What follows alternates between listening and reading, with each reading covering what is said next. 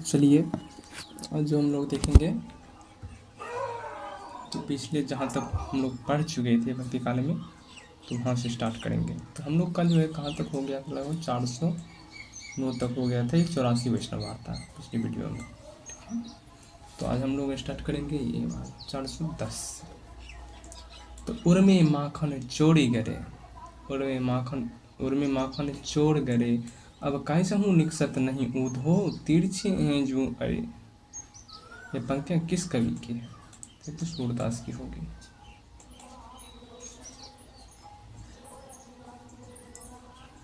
तो मीरा की है, नहीं तुलसी की होगी, नहीं कबीर की होगी, नहीं सीधा सीधा सूर की है। तो उपयुक्त पंक्तियाँ सगुण भक्ति कवि सूरदास की है। सूरदास ब्रजभाषा में प्रथम प्रतिष्ठित कवि हैं। इनकी भक्ति साख्य भाव की थी।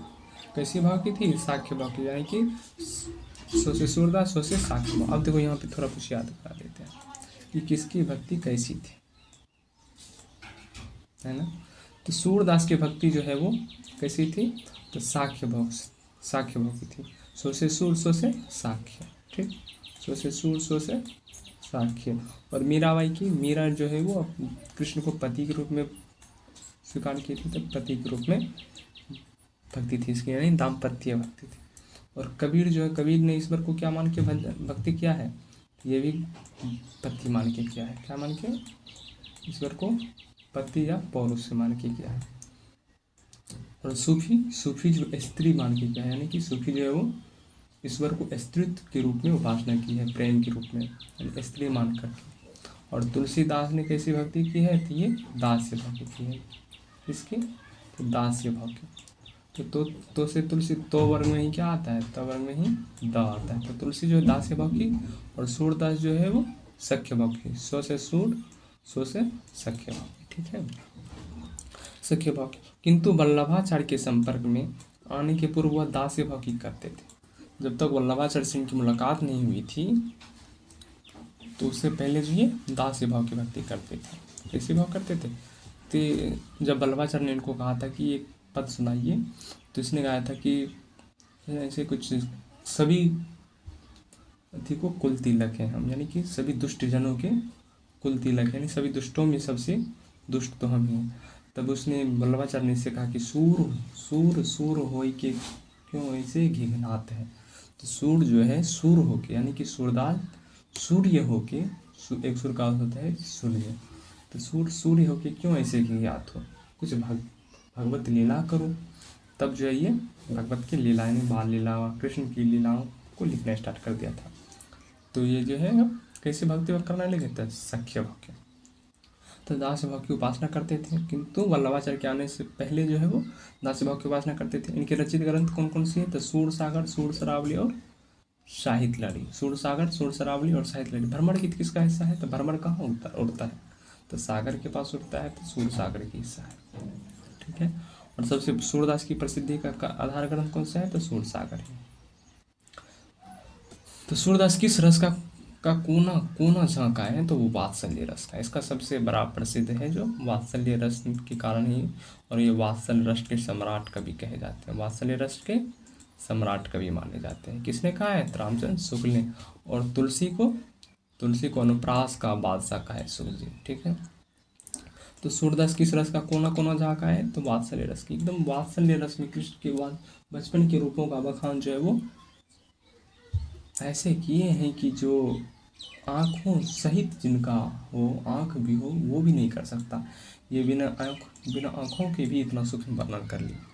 तो सूरदास वात्सल्य रस का कोना झांका है। सूर साहित्य के संबंध में विद्वानों का मत है कि सूर ही वात्सल्य है, सूर ही वात्सल्य है और वात्सल्य ही सूर है। क्या कहते हैं विद्वान? कि सूर ही जो है वो वात्सल्य है और वात्सल्य ही सूर है। वात्सल्य और श्रृंगार के क्षेत्रों में जितना अधिक उद्घाटन सूर ने अपनी बंद आंखों से किया है, उतना किसी और ने नहीं। सचमुच इन क्षेत्रों का कोना झांका है। इसका अगला क्वेश्चन, निम्न कौन विठलनाथ के शिष्य थे? निम्न में से कौन विठलनाथ के शिष्य था? सूरदास, परमानंद दास, चंद्रगुप्तदास, कृष्णदास। अब देखो विठलनाथ और वल्लभाचार्य। तो विठलनाथ जो वल्लभाचार्य के पुत्र है, और विठलनाथ के कौन कौन शिष्य थे? तो 4 शिष्य थे। कौन कौन से? जो कैष्ठाप में थे, वैसे 84 सिद्ध, लेकिन अष्टाप में कौन कौन थे? KSP के, यानी कि कुंभन दास, कृष्णदास और परमानंद दास। तो कुंभन दास, सूरदास, परमानंद दास और कृष्णदास, ये सब तो इनके हैं। तो चतुर्भुज जो है वो कुंभन दास के पुत्र थे, ये विठलनाथ के शिष्य थे। तो चतुर्भुज जो है विठलनाथ के शिष्य थे। विठलनाथ के अन्य 3 शिष्य इस प्रकार हैं: गोविंद स्वामी, छीत स्वामी और नंददास। तो गोविंद स्वामी, छीत स्वामी, नंददास और जो है चतुर्भुज दास। तो नंददास जो है अष्टाप में सबसे छोटे थे। तो अष्टाप की जो स्थापना की थी विठलनाथ ने, इसमें क्या किया था? 8 कवियों को लिया था। 4 जो है अपने पिताश्री के यानी वल्लभाचार्य के शिष्य लिए थे और 4 अपने शिष्य लिए थे। तो 4 शिष्य जो है अपने पिताजी में से किसको किसको लिए थे? तो KSP को, यानी कि कुंभन दास, KSP के। तो कुंभन दास, सूरदास, परमानंद दास और कृष्णदास। तो कुंभन दास, सूरदास, परमानंद दास और कृष्णदास। और विठलनाथ ने 4 अपनों शिष्यों के लिए थे। तो वो किसको लिए थे? तो 2 गोमती स्वामी लगा हुआ था। तो गोविंद स्वामी, छीत स्वामी, गोविंद स्वामी, छीत स्वामी, उसके बाद चतुर्भुज दास और नंददास। नंददास जो है अष्टाप में सबसे छोटे और कनिष्ठ कवि थे, यानी कि सबसे छोटे कवि थे और काव्य शास्त्री थे। जबकि कुंभन दास, परमानंद दास, कृष्णदास वल्लभाचार्य के शिष्य हैं। KSP के, कुंभन दास, परमानंद दास, कृष्णदास, ऐसे यहाँ होगा। भ्रमण गीत प्रसंगों का मूल स्रोत क्या है? श्रीमद् भागवत का 5वां स्कंद, श्रीमद् भागवत 10वां स्कंद है। कौन सी है? 10वां स्कंद। श्रीमद् भागवत का जो ज़्यादातर कृष्ण का जो लिया गया है वो 10वां स्कंद से ही लिया गया है। तो भ्रमण गीत का उपालभ काव्य सर्जना है, जिसमें भ्रमण को लक्ष्य बनाकर नायक की निष्ठुरता, लपटता के आधार पर साथ साथ उनकी पलायनवती गति को चित्रित किया गया आता है। इसके साथ ही नायिका के आत्मगत विरह वेदना को भी मार्मिक ढंग से चित्रित किया गया। भ्रमण गीत का मूल स्रोत श्रीमद् भागवत पुराण। कृष्ण का मूल स्रोत जो अगर पूछ दे तो वो श्रीमद् भागवत पुराण ही है, श्रीमद् भागवत गीता नहीं, भागवत पुराण।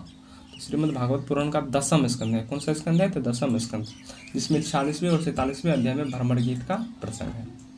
तुलसी की कौन सी धारा, तुलसी जो कौन सी धारा के प्रतिनिधित्व कवि है? तो तुलसी जी तो राम के हैं। तुलसी कौन सी धारा के प्रतिनिधित्व कवि है? राम के। कृष्ण काव्यधारा के कौन है प्रधान कवि? तो ये हो गए सूरदास जी। और संत काव्यधारा के कबीर है। और सूफी के जयसी। सूफी काव्यधारा के प्रतिनिधित्व कवि जयसी। तो सूरदास भक्ति काल के सगुन काव्यधारा, कृष्ण काव्यधारा के प्रतिनिधित्व कवि सूरसागर है। प्रतिनिधित्व कवि सूरदास है, जिनकी रचना सूरसागर, सुरसरावली और साहित्य लहरी सूरदास की रचना है। रस पंचाध्यायी किस छंद में? क्या हो गया? सूरदास कौन सी? हम तुलसी पढ़ लिए क्या जी? सूरदास कौन सी धारा के प्रतिनिधित्व कवि? तो सूरदास कृष्ण के हैं और राम काव्य धारा के तुलसी हैं। तो रस पंचाध्यायी जो है किस छंद में लिखी गई है? रस पंचाध्यायी पहले नंबर तो ये रचना किसकी है? रस पंचाध्यायी नंददास की है। किसकी है? नंददास की। और ये जो है किस छंद में लिखी गई है? ये पूछता है कि इंद्र बजवा, उपेंद्र बजवा, रोला या मालिनी, देखना पड़ेगा कौन सी छंद में है।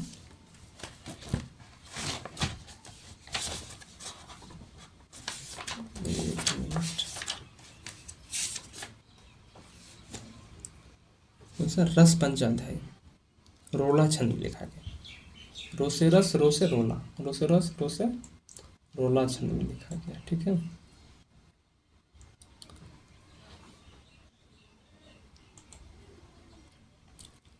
तो कृष्ण भक्ति शाखा के कवि नंददास द्वारा कृत रस पंचाध्यायी रोला छंद में लिखा गया 5 अध्यायों में विभाजित है। इस ग्रंथ में कृष्ण की रासलीलाओं का अनुप्रियालिक साहित्य भाषा का वर्णन है।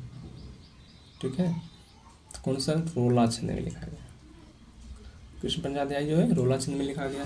वियोगी हरि ने इसे हिंदी का गीत गोविंद कहा है। वियोगी हरि जो इसे हिंदी का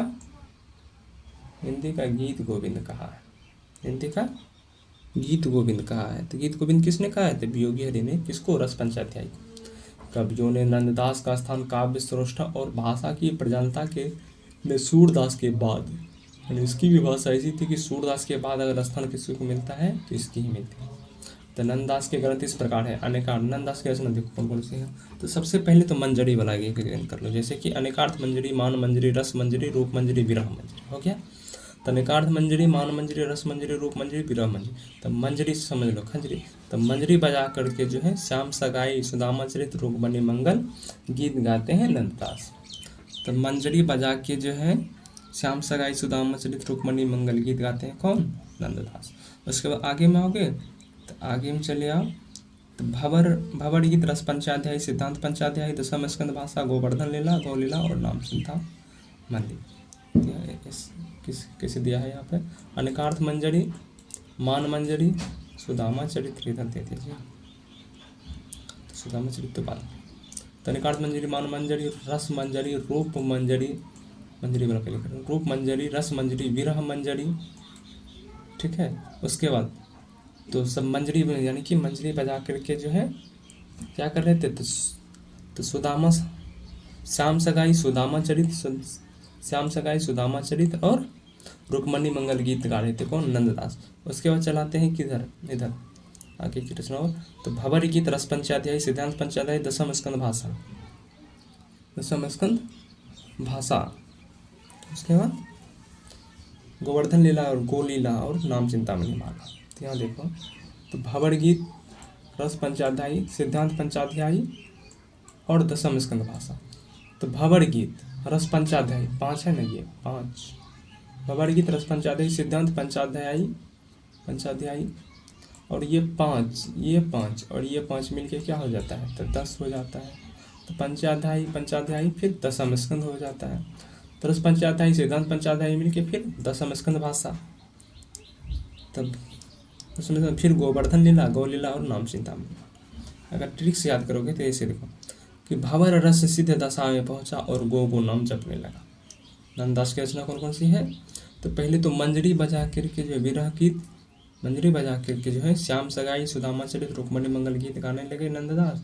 उसके बाद जो है भवर रस सिद्ध दशा में पहुंचा, जब गीत गाने लगे तो फिर जो है वो भवर रस सिद्ध दशा में पहुंचा और गो नाम जपने लगा। तो भवर यानी कि भवर गीत रस पंचाध्यायी सिद्ध पंचाध्यायी सिद्धांत पंचाध्यायी दशा यानी कि दशम स्कंद भाषा, फिर दशा में पहुंचा और गो नाम जपने लगा यानी कि गोवर्धन लीला और गौलीला और नाम चिंतामणि माला, ठीक है। अब पुष्टि मार्ग, इनमें से पुष्टि मार्ग की कवि नहीं है। तो पुष्टि मार्ग यानी कि अष्टछाप वाला, अष्टछाप को ही पुष्टि मार्ग कहते हैं। सूर जैसी कबीर तुलसी, पुष्टि मार्गी कवि कौन है? तो ये पुष्टि मार्ग में ये थे सूरदास। तो सूरदास जो है पुष्टि मार्ग कवि हैं। वल्लभाचार्य जी को सूरदास के गुरु, वल्लभाचार्य जो है जो कि सूरदास के गुरु थे, उन्होंने पुष्टि मार्ग भक्ति को इसे ही तो कहा था कि पुष्टि मार्ग को जहाज जात है जो कछु लेना है सो लो। किसने कहा था? तो विष्णु ने कहा था। तो वल्लभाचार्य जो कि सूरदास के गुरु थे, इन्होंने पुष्टि मार्ग भक्ति का सूत्रपात किया था। भक्ति काल के सगुन धारा की कृष्ण भक्ति शाखा के प्रमुख अष्टछापी कवि सूरदास ने भी कृष्ण भक्ति के पुष्टि मार्ग को अपनाया था। सूरदास की मृत्यु पर विठलनाथ ने कहा था, विठलनाथ ने क्या कहा था कि पुष्टि मार्ग को जहाज जात है जो कछु लेना हो सो ले। पुष्टि मार्ग को जहाज, ऐसे पूछ देगा कि पुष्टि मार्ग का जहाज किसे कहा जाता है? तो सूरदास को कहा जाता है। तो पुष्टि मार्ग को जहाज जाते हैं जो कछु लेना है सो लो, यूपी पीजीटी में आया है। वल्लभाचार्य के वेदांत सूत्र पर लिखा प्रसिद्ध ग्रंथ कौन सा? वल्लभाचार्य के वेदांत सूत्र पर लिखा प्रसिद्ध ग्रंथ कौन सा है? अनुभास। कौन सा? अनुभास। तो वल्लभाचार्य की रचना अनुभास वेदांत सूत्र पर आधारित कृति है जो इनके पुत्र विठलनाथ द्वारा पूर्ण की गई। इनकी प्रमुख रचना पूर्व मीमांसा भाष्य, उत्तर मीमांसा भाष्य, ब्रह्मसूत्र भाष्य, तक्तद्वीप। सूत्र रचना पूर्व मीमांसा भाष्य, उत्तर मीमांसा भाष्य, ब्रह्मसूत्र भाष्य और तक्तद्वीप। इन काव्य कृतियों में इनकी रचयिता मीराबाई नहीं है। तो गीत गोविंद टीका है राम को राग गोविंद, नरसिंह जी का मायरा, प्रेम तत्व निरूपण। प्रेम तत्व निरूपण मीराबाई की रचना नहीं है। प्रेम तत्व निरूपण कृष्णदास की रचना है। इन्होंने वल्लभाचार्य की शिक्षा ग्रहण की। इनकी भाषा गुजराती थी और ये संगीतक तथा सुकवि गायक भी थे। मीराबाई जो किसकी शिक्षा, इन्होंने वल्लभाचार्य से शिक्षा ग्रहण की। वल्लभाचार्य से शिक्षा ग्रहण की। इसकी भाषा गुजराती थी। ये संगीतीय तथा सुकवि गायक भी थे। जन्म के आधार पर इन कवियों का सही अनुक्रम करें। अच्छा, तो सब ले लिया। तो सबसे पहले कुंभन दास तो सबसे वरिष्ठ थे। तो कुंभन दास KSP के, कुंभन दास, सूरदास, परमानंद दास, कृष्णदास। कुंभन दास, सूरदास, परमानंद दास और कृष्णदास। जन्म के अनुसार कवियों का सही अनुक्रम। जन्म के अनुसार कवियों का सही अनुक्रम है कुंभन दास जो कि 1468 ईस्वी में, सूरदास 1478 ईस्वी में। बहुत इंपॉर्टेंट है ये सब। तो कुंभन दास का जन्म 1468 ईस्वी में, सूरदास 1478 ईस्वी, परमानंद दास 1493 ईस्वी और कृष्णदास 1496 ईस्वी। 1496 ईस्वी। साहित्य लहरी की विषय वस्तु क्या है? तो साहित्य लहरी की जो विषय वस्तु है क्या है? नायिका भेद, निर्गुण का खंडन, अवतार लीला और नित्य। साहित्य लहरी सूरदास की रचना है। सूरदास की रचना कौन कौन सी है? सूर सागर, सूर शरावली और साहित्य लहरी। तो इसमें पूछ रहा है इसकी विषय वस्तु जो है वो क्या है?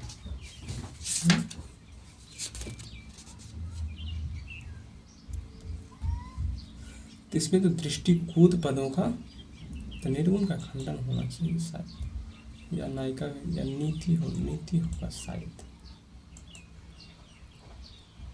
देख लेते हैं क्या है।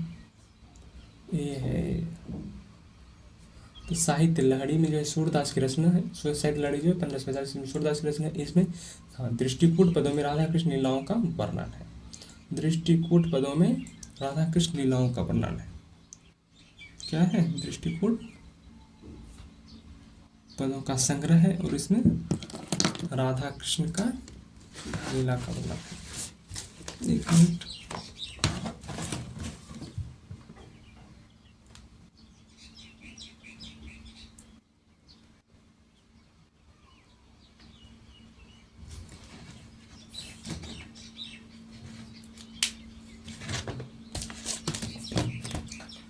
उसके बाद तो सूरदास की जन्म कब हुआ था? 1478 ईस्वी और मृत्यु 1583 ईस्वी।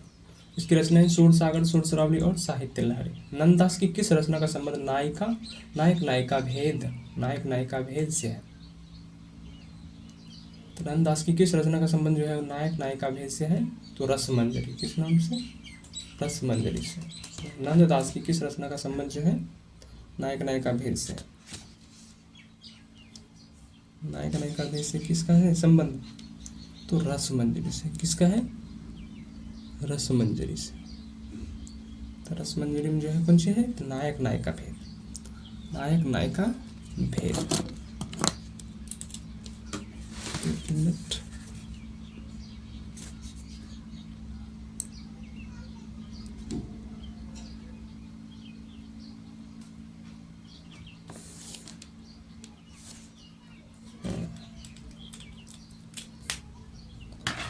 उसके बाद क्या है?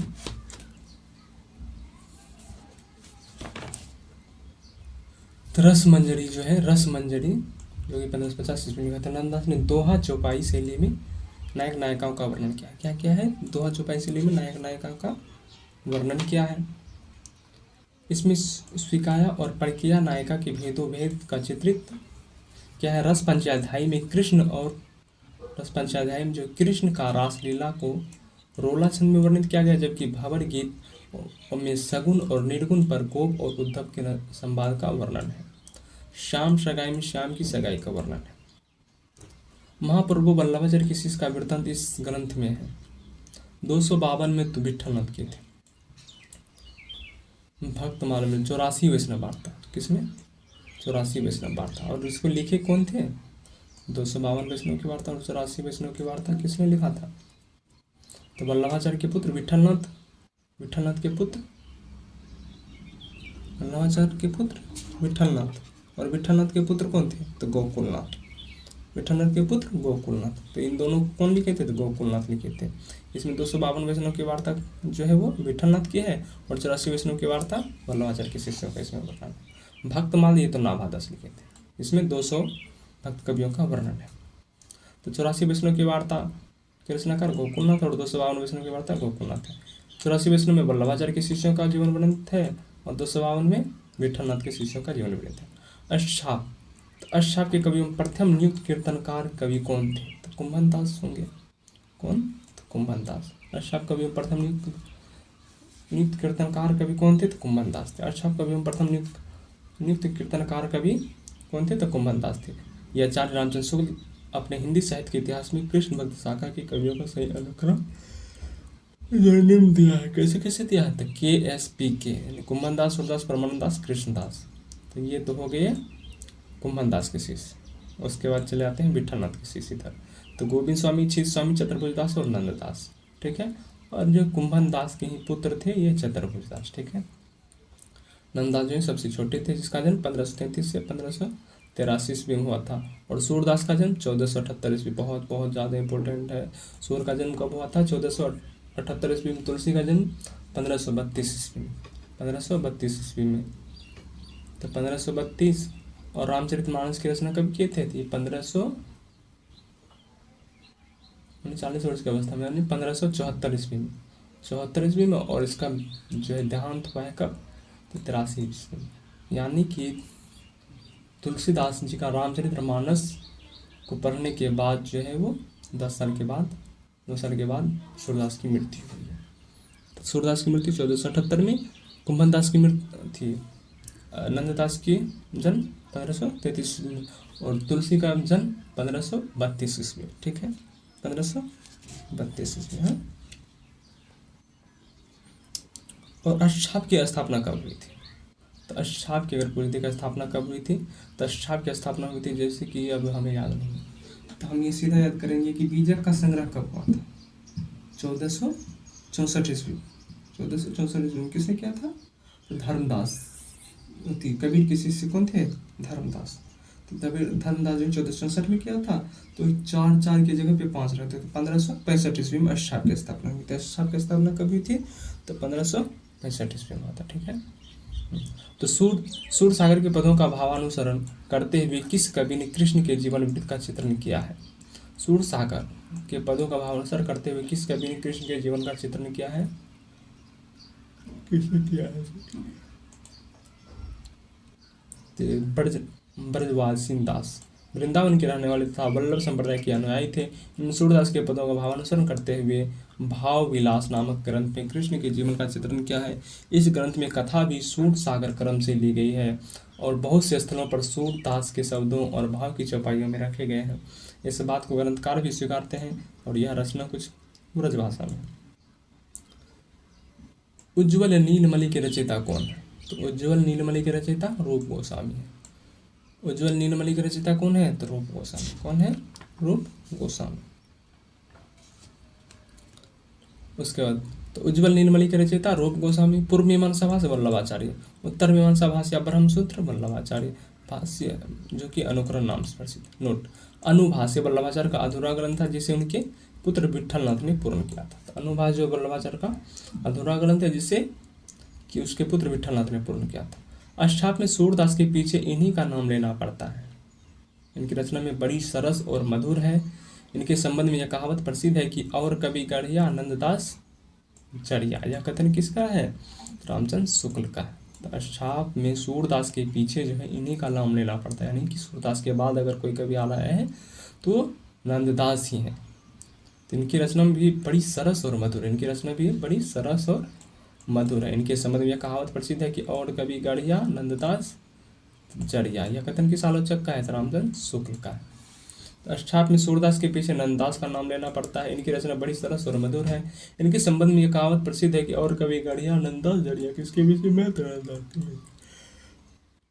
सखी हो श्याम रंग रंगी देखी बिकाई गई वह मूर्ति सूरत माही फगे। ये काव्य पंक्तियां किसकी है? तो गदाधर भट्ट की है। किसकी है? तो गदाधर भट्ट की है। मीराबाई की है कि सुबह शीतल कमल कोमल त्रिवेण ज्वाला हरण। मीराबाई के पगे घुंघरू बांधे मेरा नाची थी, पगे घुंघरू बांधे मेरा नाची थी, नाची थी, नाची थी। हाँ, कि पगे घुंघरू किसका है? मीराबाई का है। वल्लभाचार्य द्वारा रचित ग्रंथ का नाम है अध्यात्म रामायण, अनुभाष्य, सिद्धांत संग्रह, महाभाष्य। अनुभाष्य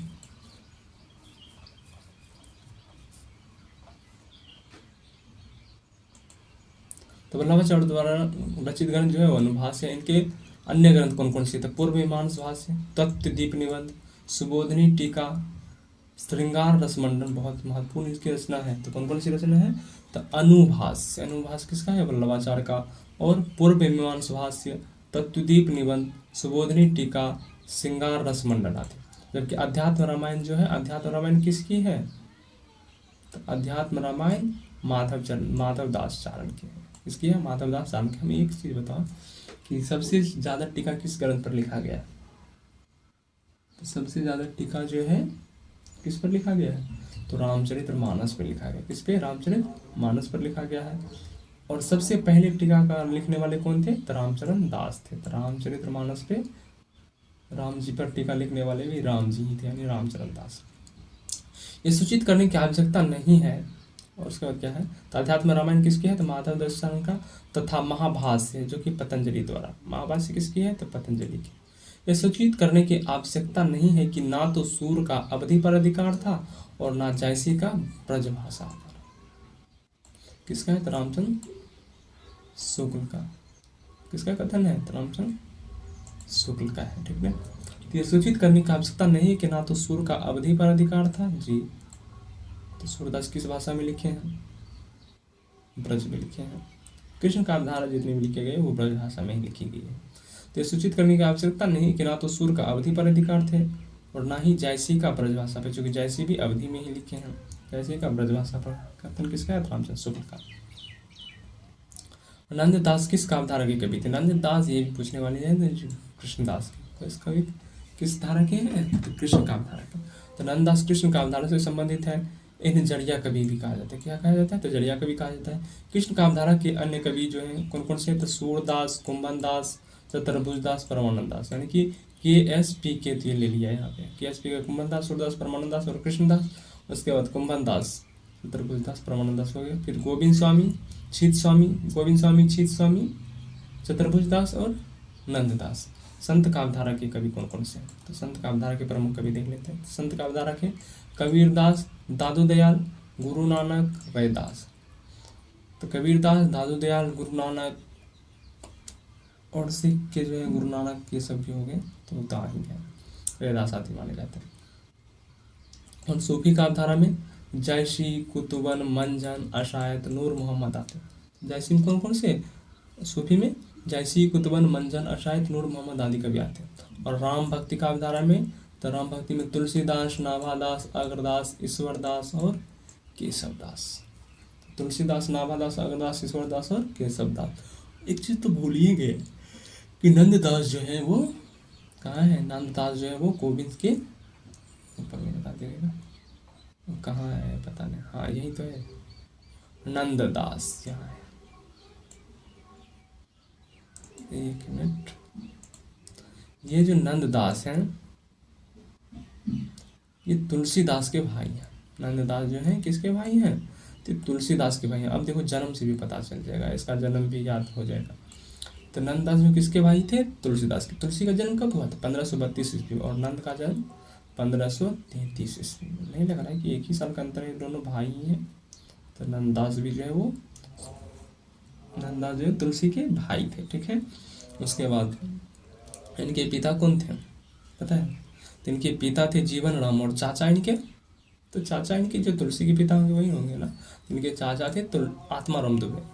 इनके चाचा आत्माराम दुबे थे जो कि तुलसी के पिता थे। और पिता इनके जनजीवन राम थे। और किसके भाई माने जाते हैं? सीधा प्रश्न आएगा, नंददास किसके भाई माने जाते हैं? तो तुलसी के। या सीधा पूछेगा तुलसी के भाई कौन माने जाते हैं? तो नंददास माने जाते हैं। कौन माने जाते हैं? नंददास माने जाते हैं। ठीक है।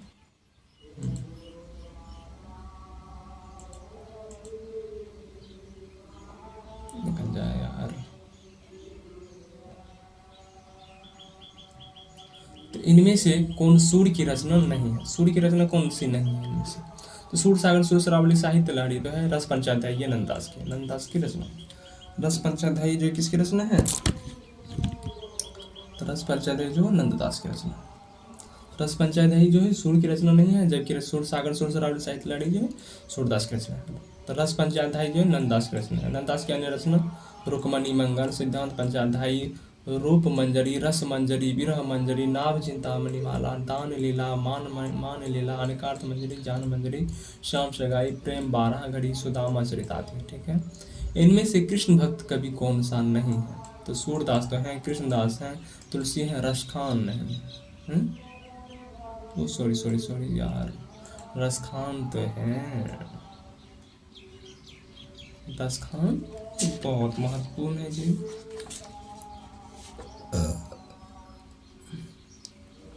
इसने ये तो लिखा है प्रेम वाटिका, तो रसखान है। तुलसी यहाँ नहीं लिखा ना, तो तुलसी तो ये राम के, और तुलसीदास ने सबसे पहले रामचरितमानस किसको सुनाई थी? तो रसखान को ही सुनाई थी। किसको सुनाई थी? तो रसखान को ही सुनाया था। तो तुलसीदास ने रामचरितमानस सबसे पहले किसको सुनाया था? रसखान को। तुलसी तो राम भक्ति का, तुलसीदास जो है कृष्ण भक्त कवि नहीं है, वे राम भक्ति शाखा के प्रतिनिधित्व कवि हैं। सूरदास, कृष्णदास, रसखान कृष्ण भक्त कवि। हित 84, हित 84 के रचयिता कौन है? हित 84 के रचयिता हित हरिवंश, नाम से स्पष्ट है। हित 84 हित हरिवंश, और हित हरिवंश जो है कौन सा संप्रदाय चलाया था? तो राधा वल्लभ संप्रदाय। कौन सा? राधा वल्लभ संप्रदाय। हित 84 राधा सुधा निधि तथा यमुनाष्टक आदि स्वामी हित हरिवंश की रचना है। सिद्धांत के पद तथा केली माल स्वामी हरिदास जी की ग्रंथ है, जबकि छित स्वामी की रचनाओं का संकलन पदावली है।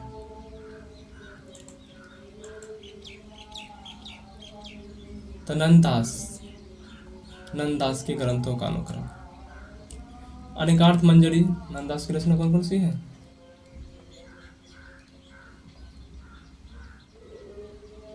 नंददास की अनेकार्थ मंजरी, मानव मंजरी, सुदामा चरित, रस मंजरी, रूप मंजरी, विरह मंजरी, प्रेम 12 खड़ी, प्रेम 12 खड़ी, श्याम सगाई, रुक्मणी मंगल, भाबर गीत, रस पंचाध्यायी, सिद्धांत पंचायत, दशम।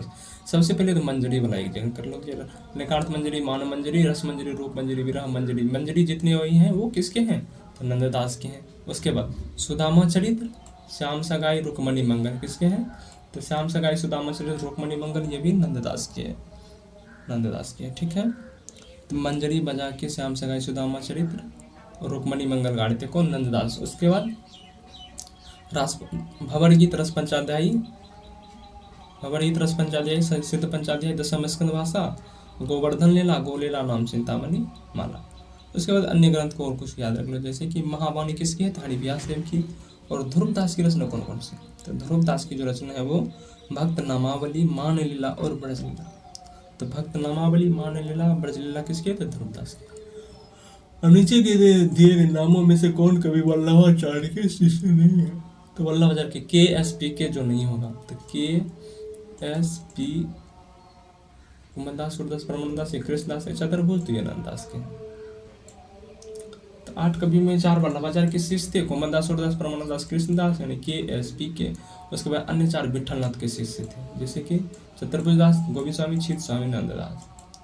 सूरदास ने किस कृतियों को नहीं लिखा?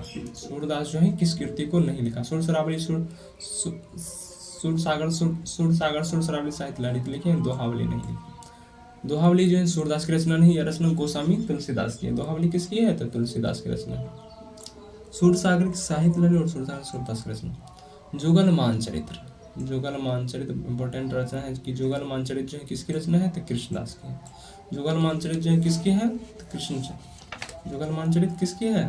तो कृष्णदास की।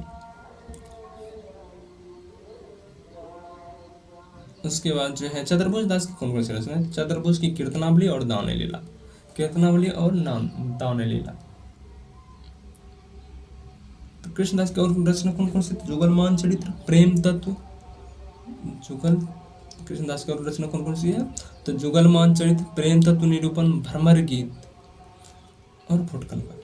तो वल्लभ संप्रदाय के कृष्ण भक्त कवि गोस्वामी विठलनाथ द्वारा स्थापित स्थापक कवि कृष्णदास ने जुगल मानचरित्र कौन सी? तो जुगल मानचरित्र नामक ग्रंथ की रचना की। अष्टाप के अन्य कवि जैसे नंददास ने अनेकार्थ मंजरी, रस मंजरी, रूप मंजरी, विरह, भंवर गीत, रस पंचाध्याय, सिद्धांत पंचाध्याय आदि ग्रंथों की रचना। दान लीला तथा कीर्तनावली चतुर्भुज दास की। चतुर्भुज दास की कौन कौन सी रचना है? दान लीला और कीर्तनावली तथा पदावली जो है छित स्वामी की। पदावली किसकी है? छित स्वामी की है। ठीक। तो कृष्ण काव्यधारा, कृष्ण काव्यधारा जो है, तो कृष्ण काव्यधारा के प्रमुख कवि कौन माने जाते हैं? तो कृष्ण काव्यधारा के कवि कौन माने जाते हैं? तो प्रमुख तो सूरदास ही है। तुलसी तो राम काव्यधारा के हैं। रामचंद्र सूद जो ये तो आलोचक है। रहीम जो है धर्मनिरपेक्ष कवि, रहीम जो है वो संप्रदाय निरपेक्ष कवि, संप्रदाय निरपेक्ष कवि हैं। और रहीम की कोई रचना कुछ बता दोगे? तो रहीम की रचना जो है नगर शोभा, बैरबे नायिका भेद, नगर शोभा, बैरबे नायिका भेद, दोहावली, रहीम काव्य, मदनाष्टक, श्रृंगार सोरठा, रस पंचादय और खेत के तुम। तो इनका रचना कौन कौन सी है? नगर शोभा, बैरबे नायिका भेद, दोहावली, रहीम काव्य, मदनाष्टक, श्रृंगार सोरठा, रस पंचादय और खेत के तुम। तो सूरदास जो काव्य शास्त्र के प्रमुख कवि, प्रतिनिधित्व कवि माने जाते हैं।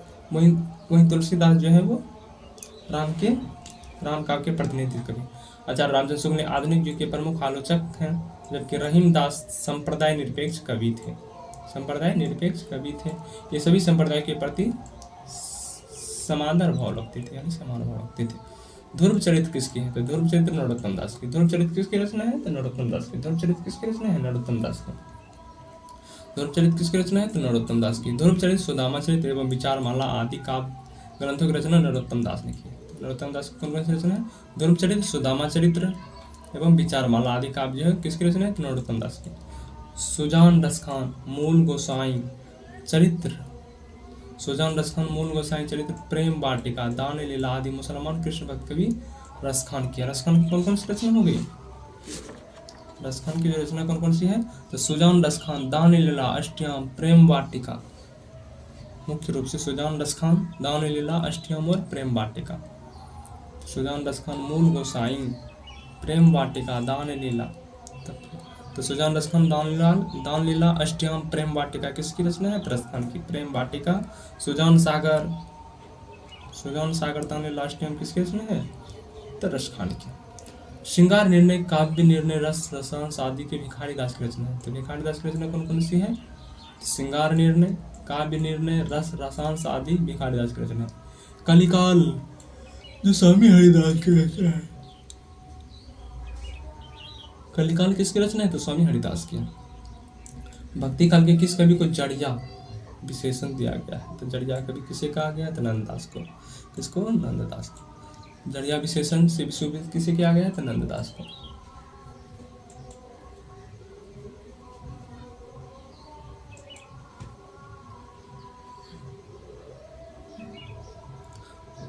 तो अष्टाप प्रमुख कवियों में नंददास जो अपनी तर्कपूर्ण शैली के लिए प्रसिद्ध है। इसके द्वारा कही गई बातों को मानव काव्य में नग की तरह पिरोई गई है। इसी बात को लेकर कहा गया कि और कवि गढ़िया, नंददास जड़िया। नंददास क्या कहा गया है? नंददास जड़िया। ठीक है। तो अष्टाप की स्थापना कब हुई थी? 1565, जिसमें अभी तुमको जो है याद ही करा दिए थे। अब यही पूछते सीधा इसको याद करने के लिए ट्रिक। तो बीजक का संग्रह कब हुआ था? ये तो याद होगा कि बीजक का संग्रह कब हुआ था? तो 1464 ईस्वी है। 1464 ईस्वी। अब अष्टाप की पूछ रहा था 4 के स्थान पे 5 दे दो, 4 के स्थान पर 5 दे दो, तो 1565 हो जाएगा। तो अष्टाप की स्थापना 1565 और जो है ये बीजक का संग्रह 1565, बीजक का संग्रह 1464 और अष्टाप की स्थापना 1565 ईस्वी में किसने की थी? अब इसमें दोनों आएगा, विठलनाथ भी आएगा, वल्लभाचार्य भी, दोनों का ऑप्शन शायद रहेगा। लेकिन तुमको करना क्या है? तो विठलनाथ। तो स्थापना किया था किसने? विठलनाथ। देखा, हमें पता था कि कंफ्यूज करने के लिए जो है वल्लभाचार्य भी देगा ही देगा। और वो यहाँ तक कि गोकुलनाथ भी दे दिया है। तब देखो इसका वंशीय परंपरा को बता देते कि वल्लभाचार्य के पुत्र थे विठलनाथ के पुत्र गोकुलनाथ, वल्लभाचार्य के पुत्र विठलनाथ के पुत्र गोकुलनाथ। ठीक है। और वल्लभाचार्य के देखो 2 मुख्य पुत्र हैं, जैसे कि एक तो हो गया वल्लभाचार्य के पुत्र विठलनाथ, वल्लभाचार्य के पुत्र गोपीनाथ और विठलनाथ, वल्लभाचार्य के पुत्र गोपीनाथ और विठलनाथ के पुत्र गोकुलनाथ जो कि 84 वैष्णव की वार्ता और 252 वैष्णव की वार्ता लिखा था। तो श्री वल्लभाचार्य ने पुष्टिमार्ग नामक कृष्ण भक्ति का वल्लभाचार्य ने पुष्टिमार्ग नामक कृष्ण भक्ति के संप्रदाय की स्थापना की। वल्लभाचार्य ने विठलनाथ कृष्ण भक्ति संप्रदाय, अच्छा पुष्टिमार्गी नामक सांप्रदायिक तो स्थापना इसने की, लेकिन अष्टाप की स्थापना यानी 8 कवियों को निकाल करके किसने किया? तो विठलनाथ ने। तो पुष्टि मार्ग की स्थापना किसने किया था? तो वल्लभाचार्य ने। कृष्ण भक्ति संप्रदाय कवि इस भक्ति संप्रदाय का पल्लवन अष्टाप के भक्त कवि ने किया। पुष्टि मार्ग में दीक्षित 8 प्रमुख कृष्ण भक्त कवियों के समूह को अष्टाप कहा गया। तो पुष्टि मार्ग में दीक्षित 8 प्रमुख, उसमें जो 8 प्रमुख कवि थे उनको जो है एक समूह बनाया और उनको अष्टाप नाम दिया। स्थापना इसका वल्लभाचार्य के पुत्र गोस्वामी विठलनाथ ने किया। तो पुष्टि मार्ग का स्थापना अगर पूछते तो पुष्टि मार्ग ही कहते हैं, अष्टाप को पुष्टि मार्ग भी कहते हैं, लेकिन पुष्टि मार्ग की अगर स्थापना पूछ दे तो वो वल्लभाचार्य ने किया है। पुष्टि मार्ग नामक कृष्ण भक्ति संप्रदाय की स्थापना किसने किया? तो वल्लभाचार्य ने। लेकिन अष्टाप कवियों का जो एक समूह बनाया वो किसने? तो विठलनाथ ने बनाया। ठीक है, तो अष्टाप की स्थापना वल्लभाचार्य के पुत्र विठलनाथ ने 1565 ईस्वी, यानी कि 1504 करोगे तो बीजक का संग्रह हो जाएगा, 5 कर दिए तो अष्टाप की स्थापना होगी। तो इन 8 कृष्ण भक्त कवियों में 4 विठलनाथ के शिष्य थे, विठलनाथ के, और 4 जो है वल्लभाचार्य के शिष्य थे। तो वल्लभाचार्य के शिष्य कौन कौन थे? KSPK, कुंभनदास, सूरदास, परमानंददास, कृष्णदास। और जो है विठलनाथ के शिष्य कौन कौन थे? तो 2 गोस्वामी वल्लभ, तो गोविंद स्वामी, चित स्वामी, और एक चतुर्भुज दास, और एक सबसे छोटा नंददास। नंददास कहाँ गया? नंददास को इधर ले गया। तो गोविंद स्वामी, चित स्वामी, चतुर्भुज दास, नंददास आते हैं इधर। तो सबसे छोटा नंददास है और सबसे बड़ा कौन है? तो कुंभनदास है। और पिता पुत्र का संबंध किससे है? क्वेश्चन तो आया है, ये पिता पुत्र का संबंध किसमें है? किससे है? तो कुंभनदास और चतुर्भुज का अष्टाप में पिता पुत्र का संबंध। 84 वैष्णवन की वार्ता और 252 वैष्णवों की वार्ता का मूल रूप से कथा का निबंध जीवन वृत्त है। क्या है? जीवन वृत्त है, जीवन वृत्त है। तो वार्ता 252 वैष्णवों की वार्ता गोकुल नाथ द्वारा रचित कृष्ण भक्त कवियों का जीवन वृत्त है। 84 वैष्णवों की वार्ता में वल्लभाचार्य के शिष्यों का वर्णन तथा 252 वैष्णवों की वार्ता में विठलनाथ के शिष्यों का वर्णन है। तत्व दीप निबंध किसकी रचना है? तत्व दीप निबंध जो है वो किसकी रचना है? बताएं कि इंपॉर्टेंट है ये। तो वल्लभाचार्य की। तत्व दीप निबंध किसकी रचना है? तो वल्लभाचार्य की। पुष्टि मार्ग के प्रवर्तक आचार्य वल्लभाचार्य ने तत्वदीप निबंध की रचना की। किसने? वल्लभाचार्य ने। तो तत्वदीप निबंध की रचना किसने की? तो वल्लभाचार्य ने। निम्बार्काचार्य ने अपने सिद्धांतों की स्थापना के लिए वेदांत, परिजात, सौरभ, दशक लोकी, श्री कृष्ण स्वतार्ज, मंत्र हर्षवेद आदि तथा प्रसन्न कल्पवी नामक कृतियों का प्रणयन किया। नाभादास ने अष्टयाम, अष्टयाम किसकी रचना है? तो नाभादास की। नाभादास ने अष्टयाम नामक ग्रंथ की रचना की। अनेकार्थ मंजरी नंददास की। अनेकार्थ मंजरी, मान मंजरी, रस मंजरी, रूप मंजरी, वीरा मंजरी, श्याम सगाई, सुदामा चरित, 10 पंचांग एवं वर्गीत, 10 स्कंद किसकी है? तो नंददास की। किसकी है? नंददास की। सुदामा चरित के लेखक कौन है? सुदामा चरित के लेखक कौन है? सूरदास नहीं होंगे, रत्नाकर नहीं, नंददास। सुदामा चरित किसका है? सुदामा चरित, रुक्मणी मंगल, ये सब किसका है? तो नंददास। सुदामा चरित के लेखक नंददास है। कृष्ण भक्ति शाखा के अष्टाप के कवि नंददास के प्रमुख कृतियां जैसे कि सुदामा चरित, रूप मंजरी, अनेकार्थ मंजरी, रस मंजरी, विरह मंजरी, रूप मंजरी, बाण मंजरी, रुक्मणी मंगल, भवरगीत, रस पंचाध्याय, सिद्धांत पंचाध्याय, 10 स्कंद भाषा और रास पंचाध्याय, गोवर्धन लीला और गोमाला, नाममाला और गोलीला। उसके बाद संतन को कहाँ सीकरी, कुंभनदास ने कहे थे, संतन को कहाँ सीकरी सो काम, आवत जात पन्हैया टूटी, पिसरी गयो हरिनाम। किसकी पंक्ति है? तो कुंभनदास की। कहते हैं कि अकबर ने एक बार कुंभनदास को अपने राज दरबार में बुला लिया था। क्या जब भाई सुनते हैं कि बहुत प्रसिद्ध संत हो आप, तो सिकरी गए थे कुंभनदास प्रवचन के लिए। तो फिर वहां से आते समय कहा था कि संतन देखो, हमें कभी मत बुलाना फिर यहाँ पर। और तो कहते कि जिसको देख के गुस्सा आता है उसको हमें सलाम करना पड़ रहा है यहाँ पे, जिसको देख के खून जल जाता है। और कहते कि संतन को कहाँ सीकरी सो काम, संते अकबर संतन को कहाँ सीकरी सो काम, आवत जात पन्हैया टूटी, पहनने यानी कि चप्पल। संतन को कहाँ सीकरी सुकम, आवत जात पन्हैया टूटी, बिसरी गयो हरिनाम, हरि नाम भी बिसर गए, मेरी पन्हैया भी। अकबर ने कहा था कि तुम्हें क्या चाहिए, कुछ उपहार? महाराज जी बोलिए, कुछ भेंट? बोला देख, अगर कुछ भेंट देना ही चाहते हो तो ऐसा करना कि कभी हमें बुलाना मत, तुम सीकरी। तो संतन को कहाँ सीकरी सो काम, आवत जात पन्हैया टूटी, बिसरी गयो हरिनाम। किसने कहा था? तो कुंभनदास ने कहा था। और पूछा गया था कहाँ कितना में, देखो ये कौन कहता है रिपीट नहीं होता है, बहुत रिपीट होता है।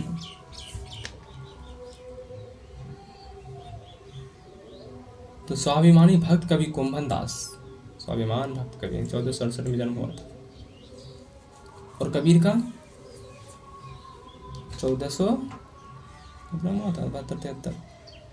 कबीर का जन्म कब हुआ था? सॉरी, कबीर का कहते हैं, कबीर का 1398 में, सूरदास का 1478, इसके 10 साल बाद।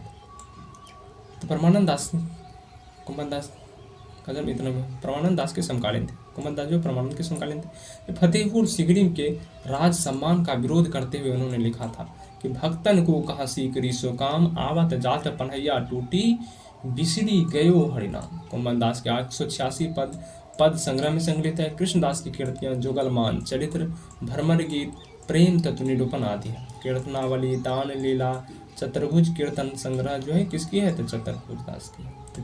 चतुर्भुज दास की कौन कौन सी रचना है? तो कीर्तनावली, दान लीला, चतुर्भुज कीर्तन संग्रह चतुर्भुज दास की रचना है। तो अनेकार्थ मंजरी, रस मंजरी, रूप मंजरी, मान मंजरी किसकी रचना है? श्याम शंकर नंददास की। नियुक्त में से अष्टछाप के अंतर्गत ना पढ़ने वाले कवि का नाम, तो KSP के पहले कर लो, कुंभन दास, सूरदास, परमानंद दास, सुंदर दास कहाँ से आ गया जी? KSP के कुंभन दास, सूरदास, परमानंद दास, कृष्णदास, कौन सा सारा कन्फ्यूज करने आ गया। तो सुंदर दास जो है ये तो संत काव्यधारा के कवि है, जिसका कि जान समुद्र सबसे पढ़े लिखे संत कवि थे। तो सुंदर दास जो पुष्टि मार्गीय कृष्ण भक्त कवियों के समूह में अष्टाव कवि न होकर भक्ति काल के निर्गुण संत काव्यधारा के कवि। दादू दयाल के शिष्य सुंदर दास संत परंपरा में सर्वाधिक शिक्षित और प्रतिभा संपन्न साधक और कवि थे। ज्ञान समुद्र और सुंदर विलास, ज्ञान समुद्र और सुंदर विलास इनकी, ज्ञान समुद्र और सुंदर विलास इनकी प्रमुख रचना है। अष्टाव की स्थापना वल्लभाचार्य के पुत्र किसने? विठलनाथ ने। लेकिन पुष्टि मार्ग का स्थापना किसने किया था? तो पुष्टि मार्ग का वल्लभाचार्य ने। और वहीं अष्टाव की स्थापना पूछी तो विठलनाथ, तो वल्लभाचार्य के पुत्र विठलनाथ ने की। अष्टाव में वल्लभाचार्य के 4 शिष्य लिए थे। कौन कौन? तो KSP के कुंभन दास, सूरदास, परमानंद दास, कृष्णदास तथा अन्य 4 विठल के शिष्य थे। कौन कौन? तो 2 गोस्वामी वाला गोविंद स्वामी, छीत स्वामी, एक चतुर्भुज दास और नंददास सम्मिलित थे। छीत स्वामी किस धारा के कवि थे? तो अष्टछाप के। राम भक्ति में ससुरा कहाँ लगा दोगे जी? अष्टछाप के। तो छीत स्वामी जो कृष्ण भक्ति के संबंधित अष्टाव धारा के कवि हैं। अष्टाव की स्थापना कब हुई थी? तो 1464 में हुआ था धर्म विजय का संग्रह, और 1565 में हो गया, यानी कि जस्ट 4 के स्थान पे 5 लगा दो तो अष्टाव की स्थापना हुई। तो वल्लभाचार्य के पुत्र गोस्वामी विठलनाथ की थी। अष्टाव में वल्लभ के 4 शिष्य, वल्लभाचार्य के 4 शिष्य KSP के कुंभन दास, सूरदास, परमानंद दास, कृष्णदास तथा विठलनाथ के 4 शिष्य गोविंद स्वामी, छीत स्वामी, चतुर्भुज एवं नंददास। यही नंददास जो कि तुलसी के भाई माने जाते हैं। ठीक है। अष्टाव के प्रमुख कवि नंददास किसके शिष्य थे? तो ये भाई साहब सबसे छोटे थे, तो वल्लभाचार्य के तो होंगे नहीं थे। ये किसके थे? तो विठलनाथ के थे। किसके थे? विठलनाथ के। तो वल्लभाचार्य के पुष्टि मार्ग को मानने वाले जिन 8 कृष्ण भक्त कवियों पर वल्लभाचार्य के पुत्र विठलनाथ ने अपने अष्टाव की छाप लगाई थी, वे कवि विठलनाथ ने अपने आशीर्वाद की छाप लगाई थी। क्या कहते हैं कि वल्लभाचार्य के पुष्टि मार्ग को मानने वाले जिन 8 कृष्ण भक्त कवियों पर वल्लभाचार्य के पुत्र विठलनाथ ने अपने आशीर्वाद की छाप लगाई थी, वे कवि अष्टाव के नाम से जाने गए। अष्टाव में सम्मिलित 4 भक्त कवि नंददास, गोविंद स्वामी, छीत स्वामी, उलट पुलट ना, गोविंद स्वामी, छीत स्वामी, चतुर्भुज दास और नंददास, ये तो विठलनाथ के शिष्य हो गए। और वल्लभाचार्य के शिष्य KSP के कुंभन दास, सूरदास, परमानंद दास और कृष्णदास, आचार्य वल्लभाचार्य के। कृष्ण काव्यधारा के प्रवर्तक हैं तो सूरदास। कौन? सूरदास नहीं, ओ सॉरी,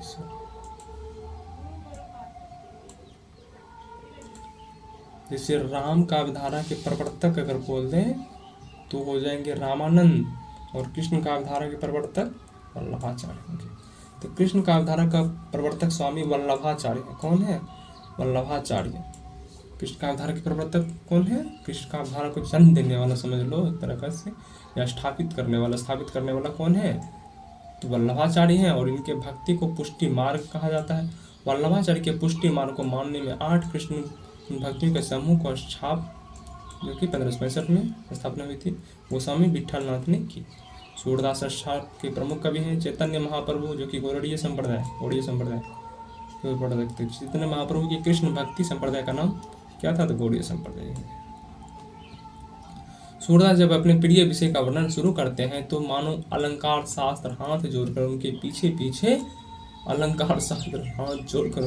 पीछे दौरा करता है। उपमाओं की बाढ़ आ जाती है, रूपकों की वर्षा होने लगती है। कथन किसका है? हजारी प्रसाद द्विवेदी। किसने कहा था? हजारी प्रसाद द्विवेदी ने। क्या कहा है कि सूरदास जब अपने प्रिय विषय का वर्णन शुरू करते हैं, सूरदास जो है जब अपने प्रिय विषय का वर्णन शुरू करता है तो मानो अलंकार शास्त्र एकदम हाथ जोड़ लेते हैं कि प्रभु, अलंकार शास्त्र हाथ जोड़ कर उनके पीछे पीछे दौरा करता है। उपमाओं की बाढ़ आ जाती है, रूपकों की वर्षा होने लगती है। यह कथन किसका है? हजारी प्रसाद द्विवेदी का। किसका कथन है? हजारी प्रसाद द्विवेदी का। तो सूरदास जब अपने प्रिय विषय का वर्णन शुरू करते हैं तो मानो अलंकार शास्त्र हाथ जोड़कर पीछे पीछे दौरा करता है, उपमाओं की बाढ़ आ जाती है, रूपकों की वर्षा होने लगती है। किसने कहा था? हजारी प्रसाद द्विवेदी ने। रामचंद्र शुक्ल क्या कहते हैं कि वात्सल्य और श्रृंगार के क्षेत्र में जितना अधिक उद्घाटन सूर ने बंद आंखों से किया, उतना किसी और ने नहीं। इन क्षेत्रों का कोना कोना वे झांका है। तो कोना कोना झांकना, कोना कोना किसने कहा है? रामचंद्र शुक्ल। नंदलाल वाजपेयी कहते हैं कि स्थिति विशेष का पूरा दृश्य ये तो छोड़ता। तो शुक्ल जी क्या कहते हैं कि कोना कोना झांका है, वात्सल्य रस का कोना कोना झांका है, और जो है अलंकार हाथ जोड़ कर दौरा करता है। किसने कहा है? तो आचार्य हजारी प्रसाद द्विवेदी ने। अब सूरदास के पुष्टि मार्ग को जहाज किसने कहा है? सूरदास को पुष्टि मार्ग का जहाज किसने कहा था? विठलनाथ ने। किसने कहा है? विठलनाथ ने। किसने कहा है? विठलनाथ ने। तो सूरदास को पुष्टि मार्ग का जहाज विठलनाथ ने कहा है। सूरदास की मृत्यु पर विठलनाथ का कथन है कि पुष्टि मार्ग को जहाज जाते हैं। इतने महान संत थे पुष्टि का अवधारण पुष्टि संप्रदाय में कहते हैं कि पुष्टि मार्ग का जहाज कह दिया कि पुष्टि मार्ग को जहाज जाते हैं, जो कुछ लेना हो सुन लो। कोई दयावीर दानशील व्यक्ति की जब मृत्यु होती, जैसे रावण की मृत्यु हुई थी, तो लक्ष्मण को भेज दिया था, जाओ लक्ष्मण कुछ ज्ञान प्राप्त कर लो। मानते हैं कि वो अपनी विवेक का गलत इस्तेमाल करते थे, लेकिन बुद्धिमान थे। उसी प्रकार यहाँ पे सूरदास जी बहुत ही बुद्धिमान व्यक्ति थे, और इसलिए बुद्धि का जहाज कहते हैं, पुष्टि मार्ग का जहाज चाहते हैं। जो कुछ लेना है ज्ञान, जो कुछ लेना है अभी भी जाके ले लो। इसीलिए विठलनाथ ने उनको कहा था कि पुष्टि मार्ग को जहाज जाते हैं, जाए कुछ, यानी कि जिसे भी कुछ लेना हो सुन लो। इनमें से कौन सी रचना नंददास की नहीं है? तो मंजरी वाला तो सब अलग कर लो, मंजरी सब है, तो दान लीला नहीं है। तो दान लीला नंददास की रचना नहीं है। दान लीला जो है चतुर्भुज दास और रसखान की रचना है। किसकी? चतुर्भुज दास और रसखान के। नंददास की रचना रास पंचाध्याय, सिद्धांत पंचाध्याय, यानी काथ मंजरी, रूप मंजरी, विरह मंजरी, भवड़ गीत, गोवर्धन लीला, रस श्याम से कुमारी मंगल, भाषा दस्कंद, पदावली आदि है।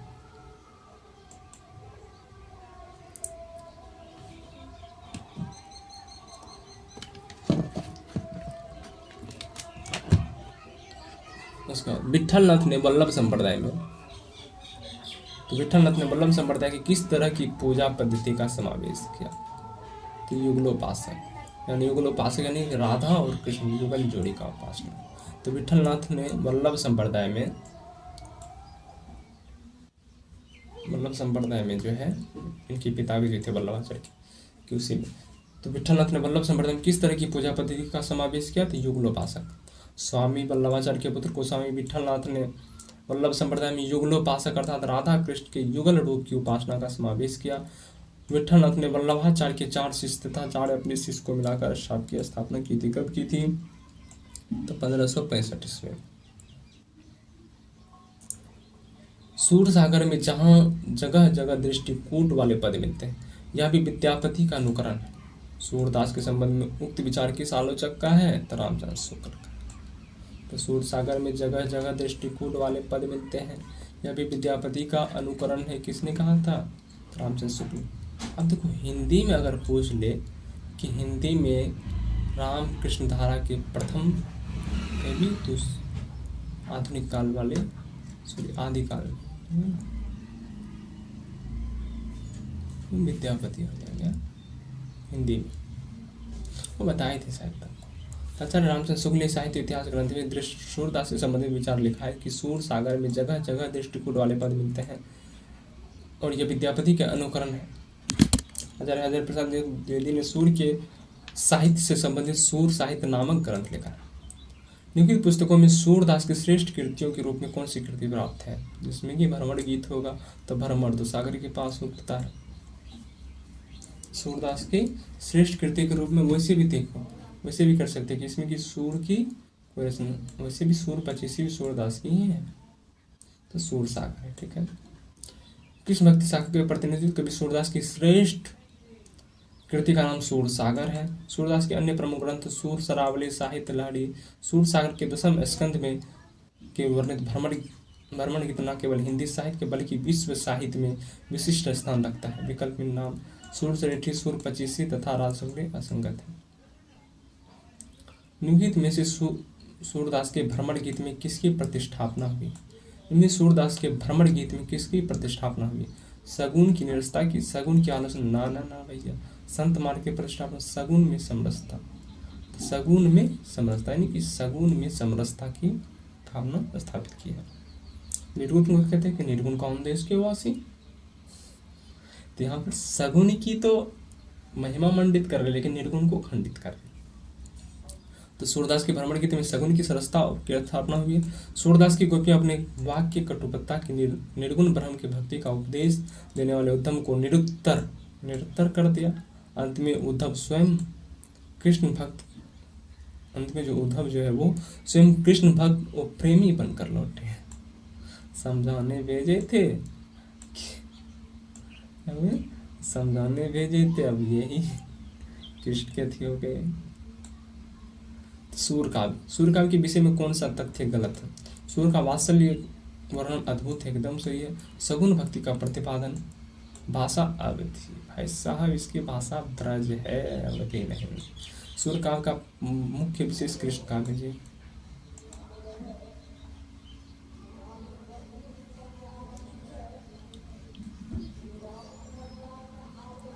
तो सूर काव्य के संबंध में गलत तथ्य है कि भाषा अवधि, क्योंकि संपूर्ण सूर काव्य की भाषा क्या है? ब्रज है।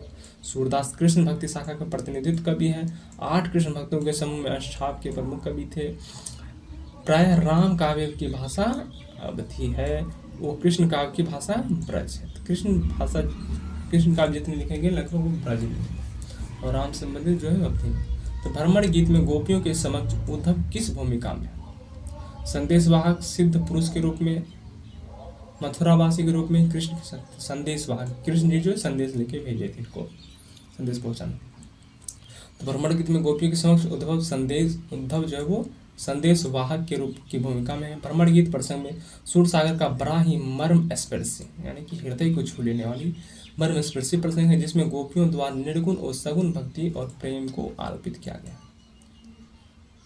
सूर के भ्रमण गीत के संदर्भ में संवेदनाओं और शिल्प की दृष्टि से कौन सा तथ्य सही नहीं है? सूर के भ्रमण गीत के संदर्भ में जो है संवेदना और शिल्प की दृष्टि से कौन सा तथ्य सही नहीं है? भावुकता, वक्रता, वाग्वधिकता है। भावुकता तो है, भावुक हे उद्धव, अपनी यहाँ भी वियोग भी सुनाती है, फटकारती भी है, तो वक्रता की घुमा फिरा की बात भी करती है। कूड़ता नहीं है, क्या नहीं है? कूड़ता नहीं, वागाधिपति मौजूद किंतु कूड़ता नहीं है, अतः कूड़ता सूर के भ्रमण गीत के संबंध सही नहीं है। भ्रमण गीत वैशिष्ट्य क्या है? भ्रमण गीत वैशिष्ट्य क्या है? तो क्या है, तो उपालंब्य काव्य में उद्धव गोपी संवाद। भरवन गीत का विशिष्ट क्या है, उपालंब कृष्ण गोपी और कृष्ण उद्धव का संवाद है। विशिष्टता तो यही है ना कि मुख्य रूप से जो रचा गया है किस लिए रचा गया है, तो गोपी और उद्धव की इसमें जो है चर्चा जोड़ित है। तो ये काव्य पंक्तियों का आशा है। उर्मी माखन चोद करे अब कैसा हूँ निकसत नहीं, उधो तिरछे हवे जो अरे।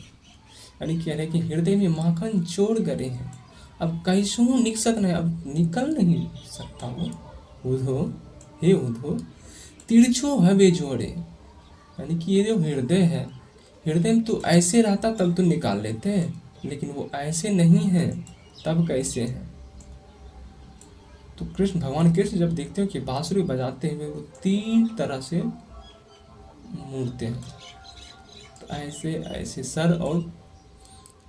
सर के पास से और कमर के पास और पैर के पास से मुड़ जाते, तो इस प्रकार मुड़े हुए। तो उनमें माखन चोर करे, अब कैसे हूँ निकसत ना है, अब कैसे भी निकालोगे तो निकलेगा ना। वो तो तिरछे हुए जो करे, वो तो तिरछे करे हैं, तो कैसे निकलेगा। तो गोपी के दिल में कृष्ण बसे हुए, हाँ वह उन्हें दिल से निकालना चाहती है लेकिन निकलते ही नहीं। हाँ वो उन्हें दिल में बसाए रखना चाहती है। कृष्ण को दिल से निकालना गोपी के लिए असंभव है, कह सकते हो। तो 3 ऑप्शन वाला है कि BCA,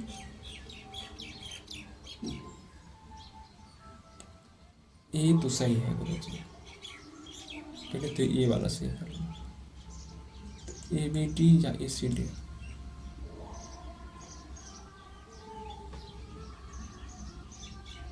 ACD वाला ACD है। सूरदास द्वारा रचित सूरसागर महाकाव्य में मर्मस्पर्शी भ्रमण गीत है। तो उर्मी माखन चोड़ करे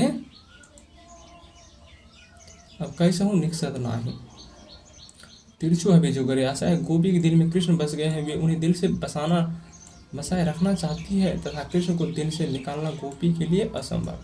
मीराबाई के पदों में मुख्य है अपूर्व भाव विहलता, राष्ट्रीय अनुभूति, आत्मसमर्पण। आत्मसमर्पण तो है गुरु सी से मान होता हूँ, लेकिन सब में दिया है, तो B सही हो जाएगा ACD। लेकिन अपूर्व भाव विहलता है, रहस्य, उसके बाद आत्मसमर्पण है, और भागवत दिव्य की पीड़ा उत्कंठा अभिव्यक्ति को है। लेकिन अष्टाप के कवि नहीं है, अष्टाप के कवि वल्लभाचार्य ही नहीं है गुरु जी, ये कहाँ से अष्टाप के कवि नहीं है, ना ना ना ना ना, ये तो कुछ और ही दिया है। अष्टाप में शामिल नहीं थे तो थे, तो अब अलग से को दे दिया है विद्यापति। ओ नहीं कवि हैं, वही तो हम तो वो भी लगा देते नहीं तो बेटा, तो क्या कह रहे हैं,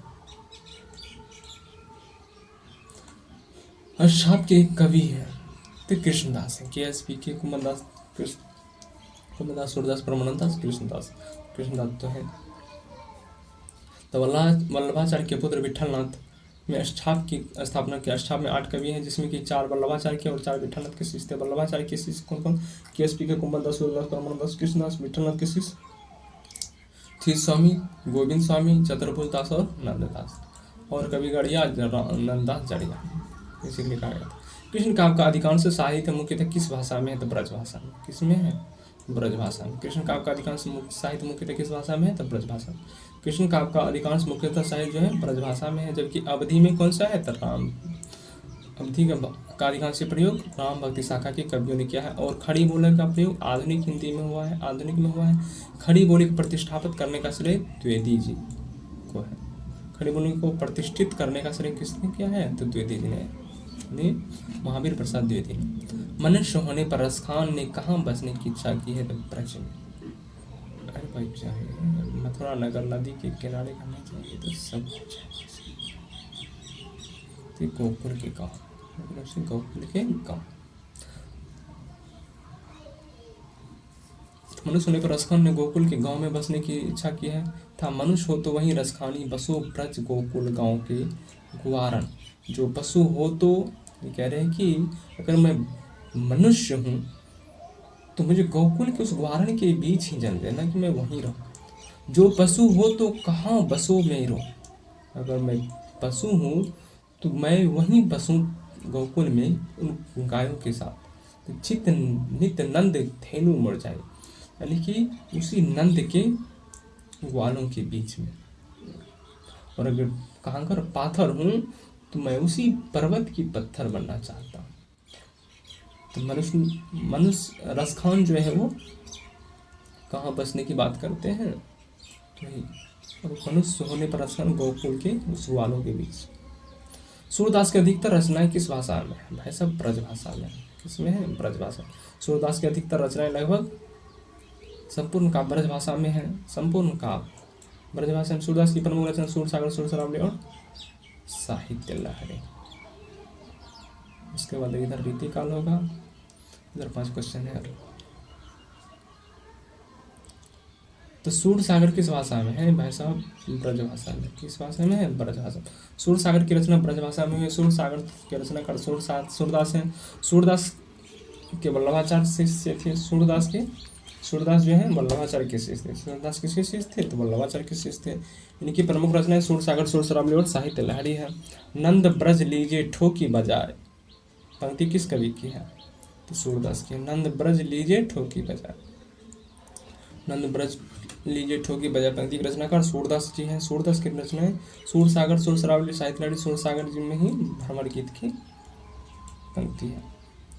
सुदामा चरित किसकी रचना है? सुदामा चरित जो किसकी रचना है? तो नरोत्तम दास की। सुदामा चरित नरोत्तम दास की। राधा कृष्ण के प्रेम, सुदामा चरित रचना नरोत्तम दास जी की है, जबकि कृष्णदास की रचना जुगलमान चरित तथा रसखान की सुजान रसखान और घनानंद की सुजान सार। सुजान सार तो घनानंद की है, लेकिन सुजान रसखान की है।